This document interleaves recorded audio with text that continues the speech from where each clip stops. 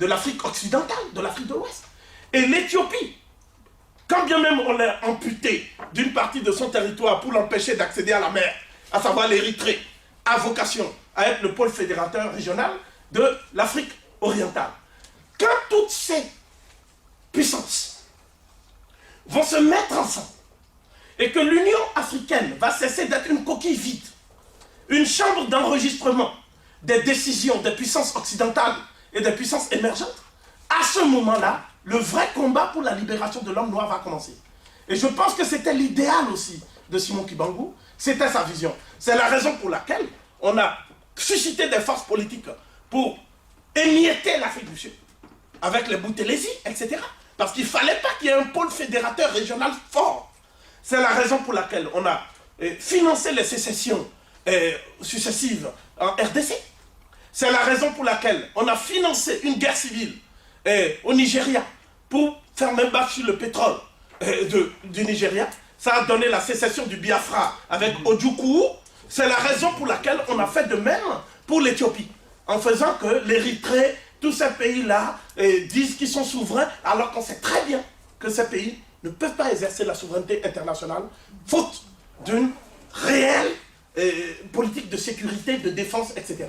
Donc la vision de Simon Kibangu n'est pas seulement une vision spirituelle, il faut l'actualiser au plan même des luttes pour les droits humains, les droits de l'homme, les droits de la femme congolaise, et il faut l'actualiser au niveau de ce que j'appellerais toute l'Afrique et le monde noir en général.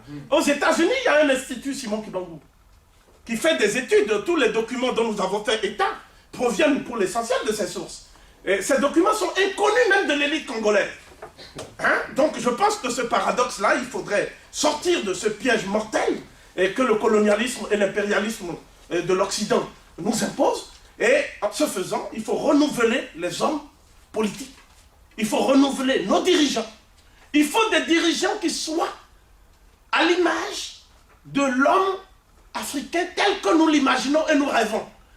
Que des dirigeants qui soient au service de leur population et non pas au service de leurs propres intérêts et de leur propre clan. Je pense que c'est une façon d'introduire le débat. Nul doute qu'il y aura d'autres idées, d'autres perspectives, et qu'il y aura même un débat, un échange contradictoire. Et c'est tout le souhait de cette introduction. J'avais dit à mes jeunes frères que je serais un peu polémiste et que ceux qui n'ont pas l'habitude de ce style de discussion, il faudrait que d'avance, ils les rassurent en disant que c'est parce que c'est la figure de Papa Simon Kibangu qui nous met dans cet état-là. Et je voudrais vous demander aujourd'hui de travailler ensemble, tous les fils de la RDC, quelles que soient vos appartenances ethniques, quelle que soit votre carrière professionnelle, votre diplôme, etc., pour le bien et le relèvement de votre peuple. Voilà, je vous remercie. Merci.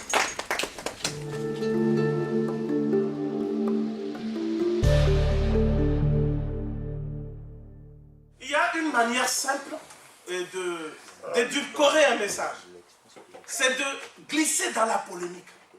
Vous voyez?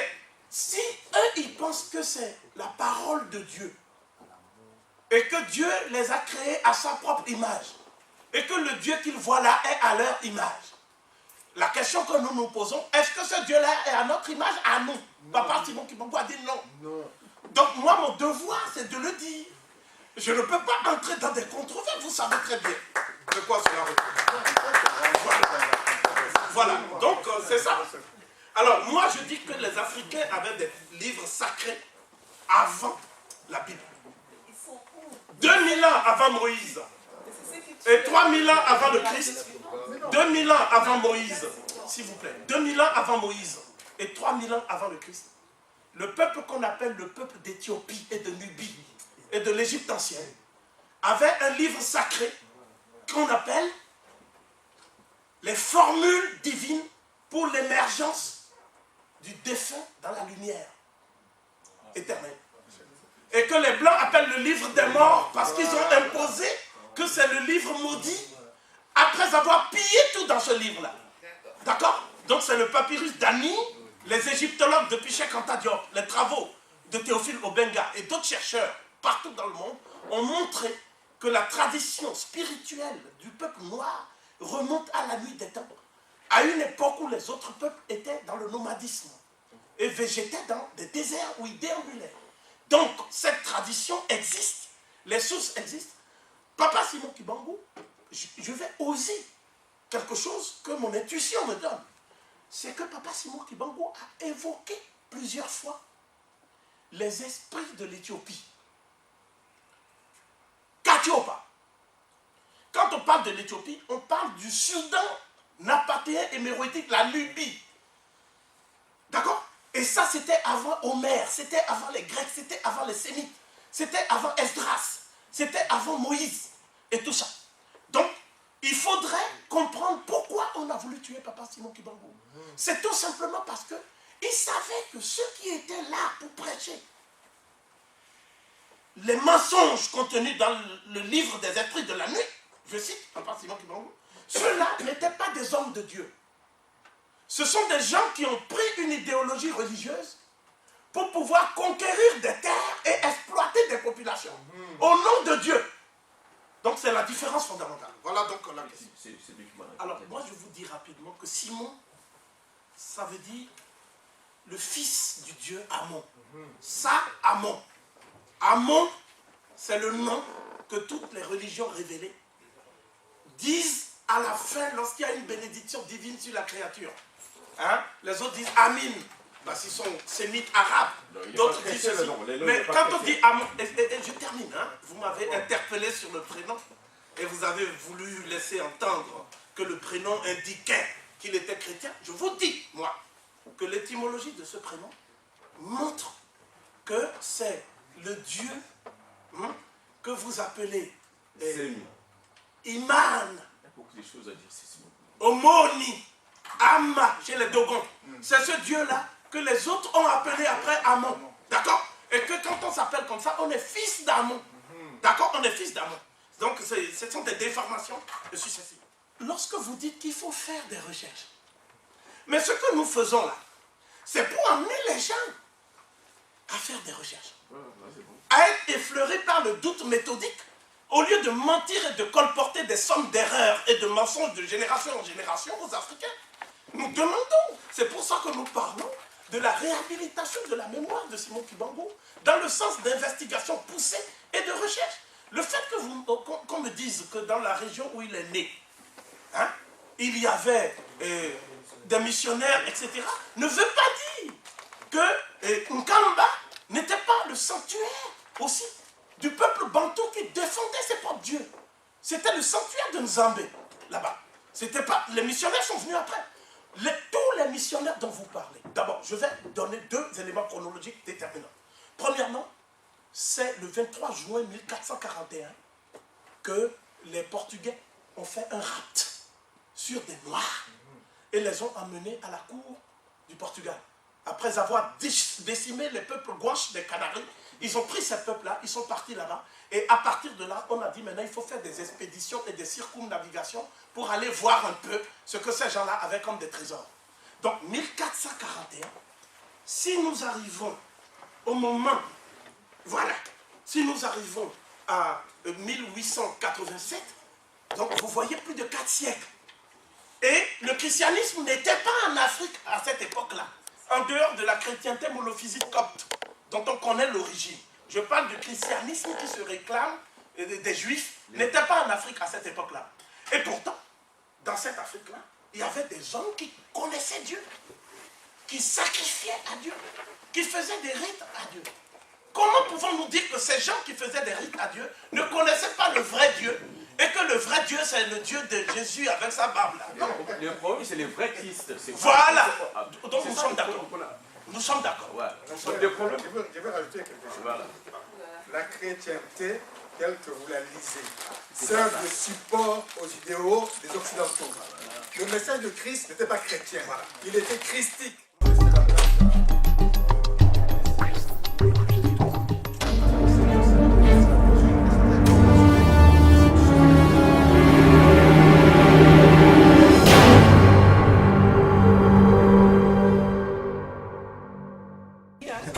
Monsieur Martial, là, Pierre, qui décolonisation et de l'indépendance. Ma gratitude à tout le monde. Le sujet dont nous allons parler aujourd'hui est assez complexe. Pourquoi complexe? Parce que quand on parle de la décolonisation, les Africains, eux, entendent l'indépendance. En 1848, quand Eisenhower, De Gaulle, Churchill et le père Nikita Khrouchtchev ont commencé à réfléchir sur le processus à mettre en marche. Parce qu'en Afrique, il y avait des velléités indépendantistes qui se réveillaient. Ils ont tout simplement joué sur les mots. Même aujourd'hui, quand on nous entend là, les gens fêtent les indépendances. Mais quand vous considérez ces indépendances en question, vous vous rendez compte que ce sont des coquilles vides. On a basculé avec des notions comme le néocolonialisme. Si ces genres de concepts ont été inventés, c'était quelque part pour démontrer à la face du monde que le process par lequel les Occidentaux, pendant 450 ans, nous avons été maintenus en esclavagisme, 100 ans de colonisation, et aujourd'hui, 50 ans de néocolonialisme, les sachants sots que nous sommes, supporters, c'est les mots que je vais utiliser, hein. Les sachants sots que nous sommes, parce que nous adorons tous des étiquettes d'intellectuels. Hein. Mais quand je nous regarde, je vois que je suis en face des sachants sots. Pourquoi sachants sots? Vous voyez, quand vous prenez un sachet, quand vous le regardez de l'extérieur, vous le trouvez beau. Mais quand vous voyez ce qu'il y a à l'intérieur, c'est là que vous vous rendez compte de l'état de ce que vous avez en main. Est-ce que vous avez de la mer? Est-ce que vous avez de la poubelle? Est-ce que vous avez un contenu de plus enviable? Quel est le sens dans lequel, quand je nous regarde fonctionner, nous avons été formatés par la scolarité excessivement occidentale? Quels sont les réflexes que nous avons pu acquérir de par notre scolarisation excessivement occidentale? Et quand on commence à se poser des questions sur les buts avoués et inavoués de cette structuration, entre guillemets intellectuelle, c'est là qu'on se rend compte combien et comment on est des sachants sots. Et le drame, nous avons eu la prétention de penser qu'on sait. Et quand on parle, quand on nous entend discuter, nous sommes tous des intellectuels. Et à un moment donné, quand on est esprit éclectique, on se dit, ah voilà des gens qui n'ont rien compris.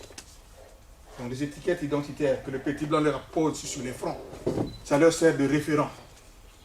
Et le blanc est pour nous le grand garant de ce que tu sais, de la possession du savoir.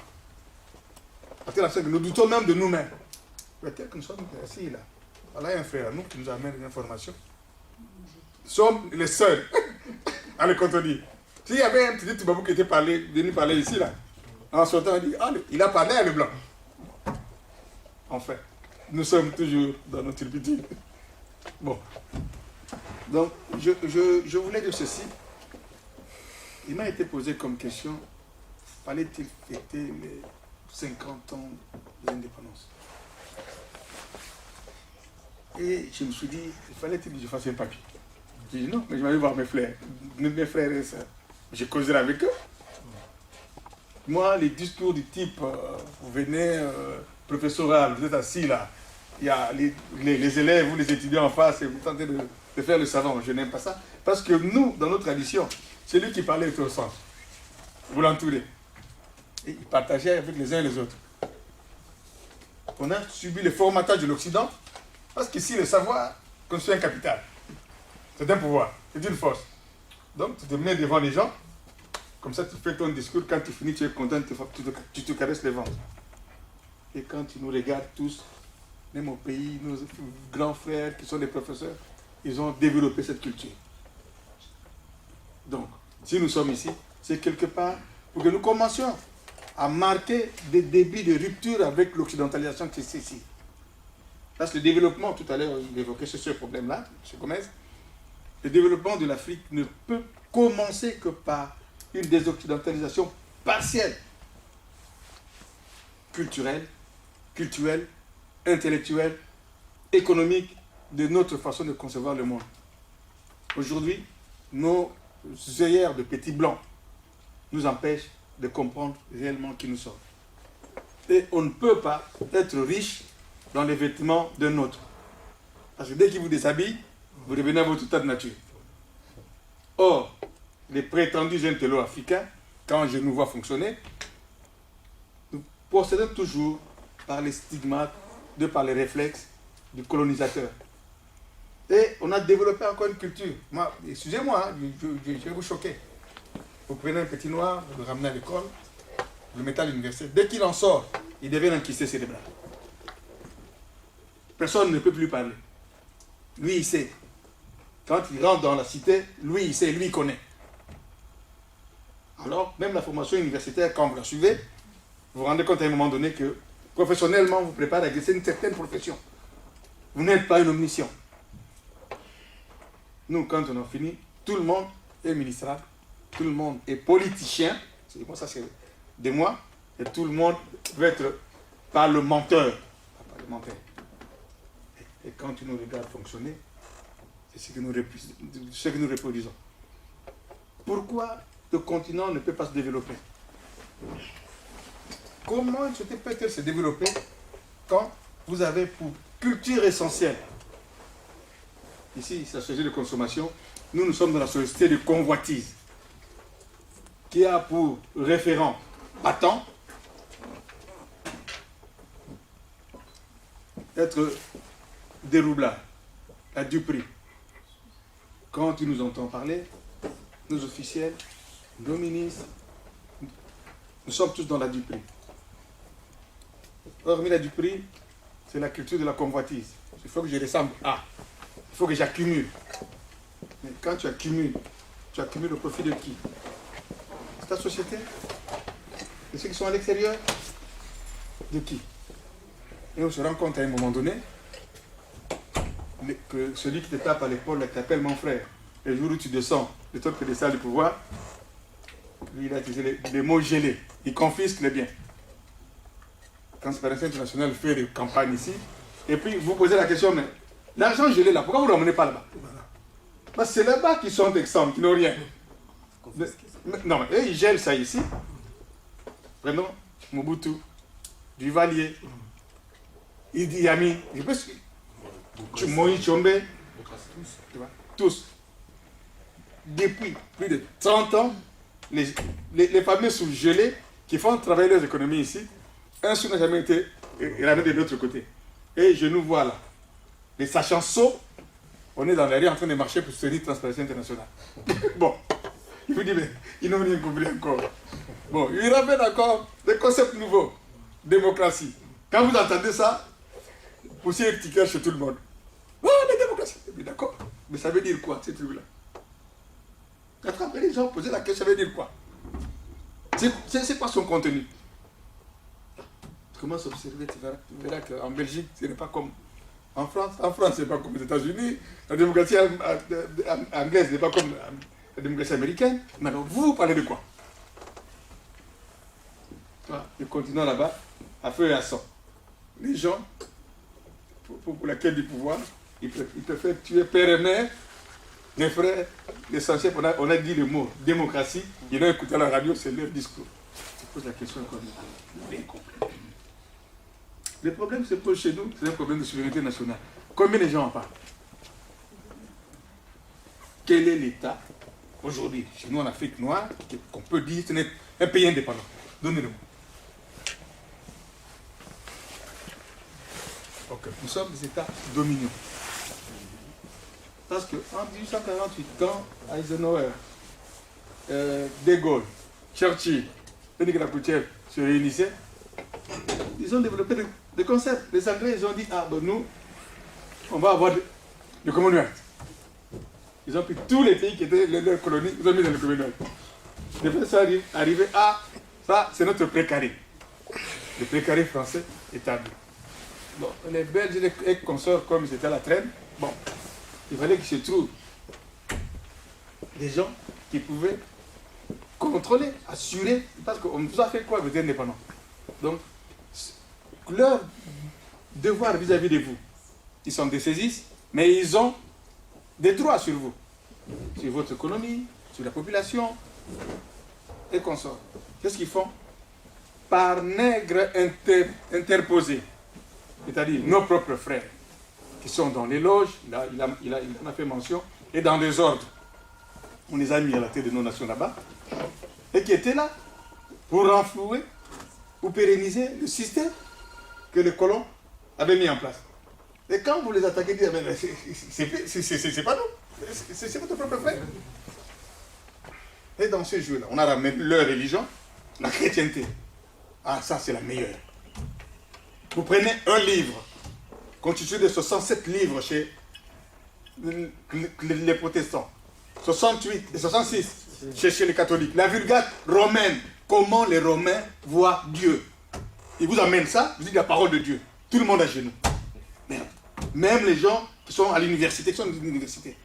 J'ai vu des cancres, mais les Noirs c'est spécial. Dieu, pour parler à des Noirs, a besoin d'un Juif qui sort d'Israël et qui lui ramène le livre.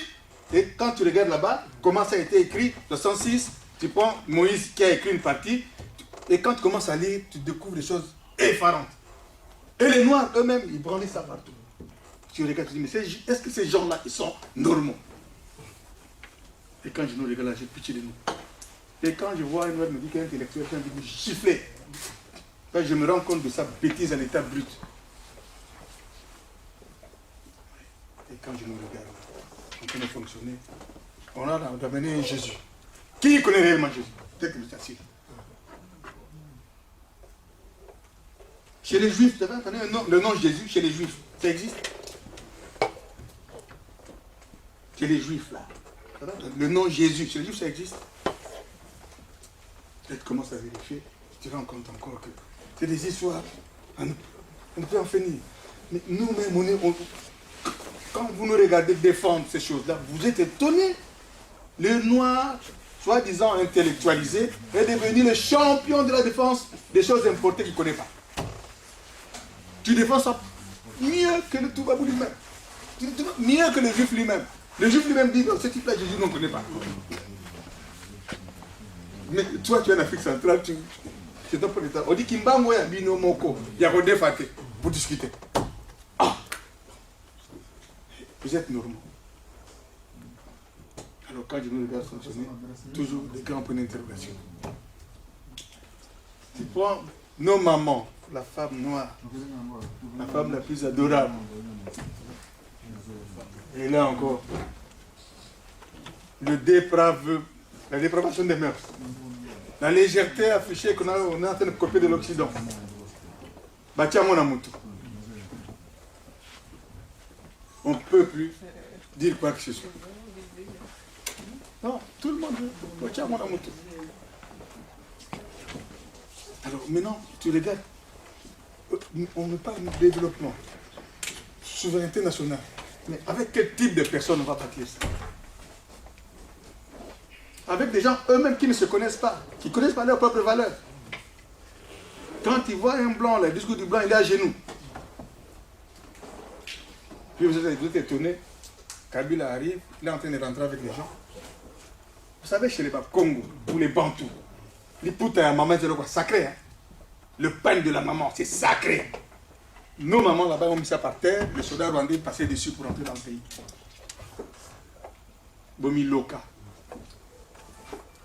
Et puis vous êtes étonné qu'il y a un petit Rwandais qui connaît rien de qui qui devient votre chef d'État. Vous êtes en train de protéger. Protéger pourquoi? Mais la malédiction, vous l'avez déjà liée depuis. Parce que moi je me rappelle à une certaine époque, c'est vrai qu'on n'aimait plus Mobutu, mais les gens ont dit carrément que même un chien, Ayanaye. Encore ma chef. Puis aujourd'hui, il nous voit choqués. Et non. Est-ce que nous avons fait la réconciliation avec nos ancêtres? Est-ce que nous avons fait la réconciliation avec nos morts? Rien de tout ça. On veut parler du bilan de 50 ans. Mais de quel bilan vous allez faire? Regardez que les écoles, nous les écoles ont parti quand on était enfant. Il y avait les encriers, il y a tout. Mais va voir aujourd'hui, le petit qui va à l'école, déjà il n'a pas mangé, il faut qu'il amène son banc sur la tête. Hein? Et vous qui êtes dans des fonctions ministérielles, vous êtes content, vous caressez les ventres, vous roulez en 4x4. Il y a des trous partout. Et les gens, ils sont fiers. Et je me suis rendu compte que le noir, plus particulièrement le Congolais, c'est le genre de personnage qui roule dans une Mercedes immaculée. Quand il sort, il en sort, il a les pieds dans les merdes, mais il est quand même content. C'est là que je commence à me poser la question, mais quel type de gens j'ai en face? Donc une critique ontologique de nous-mêmes s'impose. Quels sont les nouveaux chefs que nous voulons avoir? Quel type de développement nous voulons conduire? Quel type de société voulons-nous bâtir? Les problèmes se situent à ce niveau-là. Or, en termes de réflexion, vous nous voyez tous, aujourd'hui quand tu vas au pays, le modèle, c'est... Ça, c'est l'Europe. Le modèle, c'est Ghana Zouana le Kabango. Ghana Zouana le Kabango. Et quand tu regardes au niveau de tout le pays, rien ne va. Or, notre pays avait vocation, selon Dieu, pas le Dieu des Juifs, selon Dieu, le Dieu de mes ancêtres, à conduire le développement de ce continent-là. Si nous sommes sur toutes ces ressources et richesses minières, c'est pour que l'on comprenne que nous devons être à la tête. Vous voyez, quand vous prenez le crâne humain, le squelette, je ne sais pas si vous avez, hein, vous enlevez la corne d'Érythrée, vous le renversez de côté de la nuque, vous verrez que le continent africain ressemble à un crâne. Et vous verrez que le Congo, votre pays, là, il est à ce niveau-là. Et quand France Fanon disait que la gâchette, c'est vous. C'est pourquoi l'Équateur passe chez nous. Ngonga Yanzanga, au milieu Betaka, et ça chez nous. C'est l'heure où Dieu a créé l'homme. C'était chez nous. Vous voyez dans des trucs que vous ne maîtrisez pas, vous ramenez combien des autres maçonniques qui ont l'organisation aujourd'hui? Combien? Combien de loges y a-t-il là-bas?